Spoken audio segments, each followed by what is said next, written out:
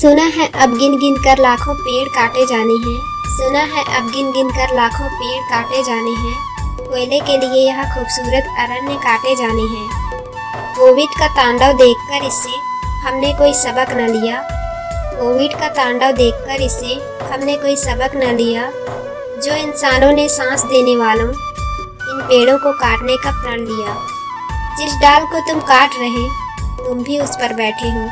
जिस डाल को तुम काट रहे तुम भी उस पर बैठे हो। वैसे रूपी भेड़िए तुम क्यों इस जीवन दायनी के प्राण छीने बैठे हो। कान खोलकर सुन लो तुम जो आंखें मूंदे बैठे हो। कान खोलकर सुन लो तुम जो आंखें मूंदे बैठे हो। फिर कुछ ऐसा हो जाएगा जो अब तक न हो पाया। क्या पता इस जल जंगल जमीन का नामो निशान मिट जाएगा। हम इस हरियाली को बिहड़ न होने देंगे। हम इस हरियाली को बिहड़ न होने देंगे। प्राकृतिक संसाधनों की अब हम बलि न चढ़ने देंगे। आओ हम सब मिलकर एक संकल्प करें। आओ हम सब मिलकर एक संकल्प करें। हसदेव अरण्य को बचाने का प्रयत्न करें।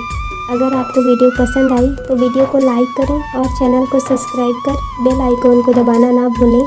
इसी के साथ जय जोहार, जय छत्तीसगढ़।